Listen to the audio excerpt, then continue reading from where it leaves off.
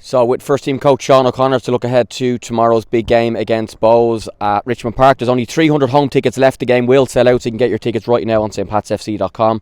Sean, firstly, just to reflect on the last game, great scenes in Dundalk. Adam's last minute winner, a huge away support for the lads, and a big 3 points. So confidence, I'm sure, has been good this week with the lads. Yeah, listen, last minute winners in football, they're always they're the best situations, you know.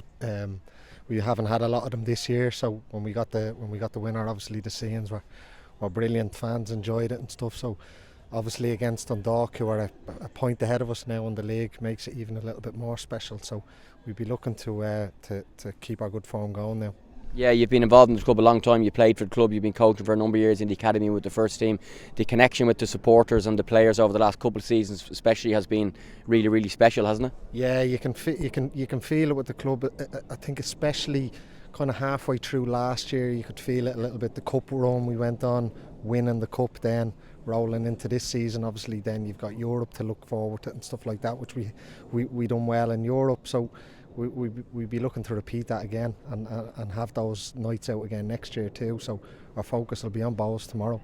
In terms of the recent form up to the international break with the 5 wins in a row, and confidence was really good, and we've had the game in Shells to defeat the Derry and then the last minute winner in Dundalk. So overall performances and results the last 8-10 games have been really good, and hitting the business end of the season, that's a good place to be in. Yeah, listen, it's always good to be coming into form and playing well at the back end of the season, because that's when European spots and leagues and stuff are won.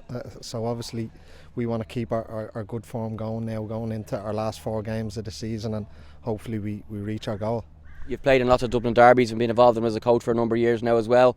How different are they, particularly with 5,000 crammed into Richmond tomorrow? It'll be an atmospheric place for both teams. Yeah, listen, they're always great games to play in. You get a lift off the crowd when anything happens in the game. You feel that energy and you thrive on it a little bit. A lot of Dublin derbies are settled on set pieces as well, so they'll be crucial tomorrow. Obviously, we've done well against Bohs in the past. Obviously, the last game in Richmond, beating them 3-0 and stuff. We'll take that again tomorrow. Yeah, the game so far, that was a 3-0. The most recent one was a 3-1 in 𝙏𝙄𝘾𝙆𝙀𝙏, and Bohs won the first one of the season by a goal to nil.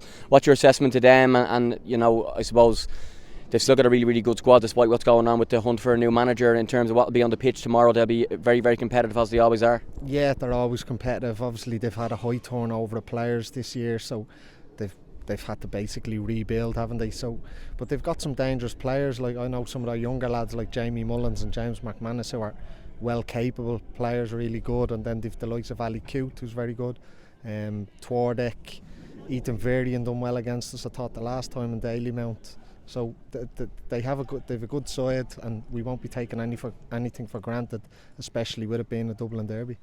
And just lastly, on the amount of young players in the squad, Sean, and in the team, the lads have been doing really, really well. The St Pat's Academy in recent years has had a really good production line of players. You're managing the 19s as well, and I'm sure it's a nice role for you to be involved in, to see how many good young ones are getting a chance at first team level, but they're getting that chance because they deserve it and their performances have shown that. Yeah, exactly, and I think that's the crucial thing. Their performances, when they come in to train with the first team, they don't look out of place and they deserve a chance. And then it's up to young players when they get a chance to take that chance. But it's always been a club, especially over the last number of years, that give young players a chance. So it's great when you see them coming in at 15 and 16 years of age and then making their debut for the first team.